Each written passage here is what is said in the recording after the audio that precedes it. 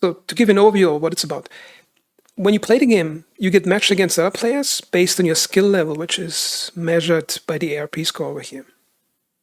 However, what is not matched is the gear that the enemy might have or the amount of money that your enemy might have. The only thing that matters is the skill number, which means you might end up in a raid where, say, you go in with this kit, which I like to use, the basic Mosin kit, and you might end up against a player, for example, who has an assault kit,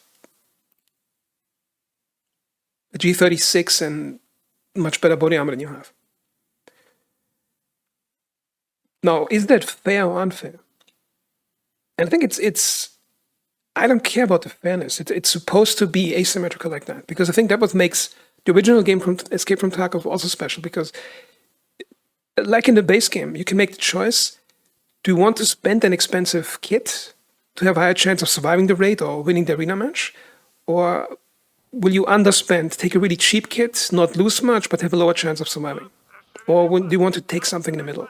Then also comes in how well your teammates play, how well you play with them, and how well every player uses the kits in the map they're playing and all the different chaotic things that can happen. Because there's a strategic layer to this game that players who say it's unfair, they're not considering that strategic layer.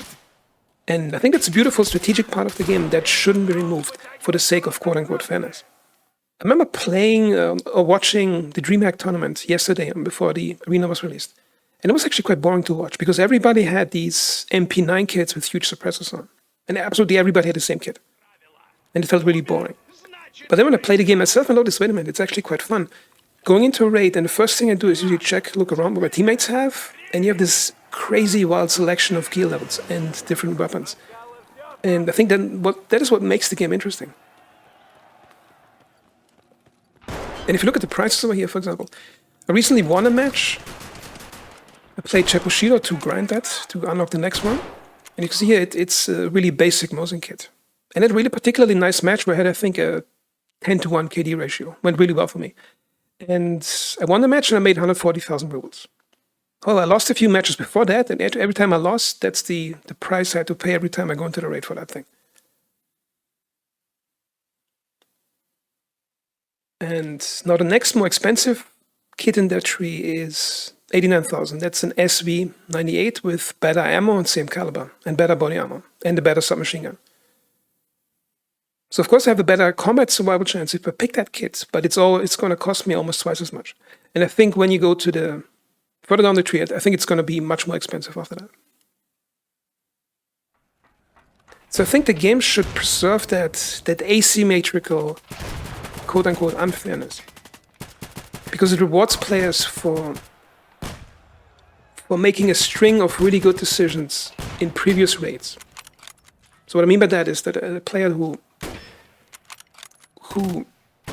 makes good choices, and also obviously there's some luck involved, so that you, for example, you calibrate the kit for the map you want to play, and you learn quickly early in the match your own teammates, what they're good at, how to cooperate with them better, and find the weaknesses in the kits and the tactics that the other team uses.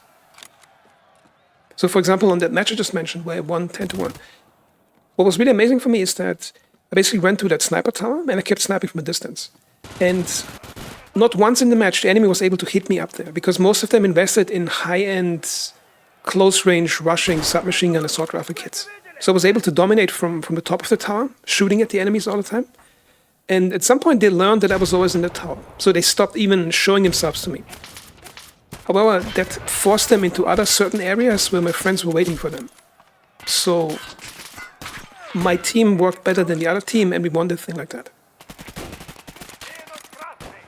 So a lot of it depends on how well you use your kit. It doesn't matter that much for the kit quality. Because I think on that match I got most of the enemy team with their pants down, because I think I had really good teammates who were able to exploit that the enemies would avoid me. Basically, they avoided trying to get seen from the tower position where I was in, which led them into some narrow tunnel areas, and had really good teammates with submachine guns who cleaned them out over there.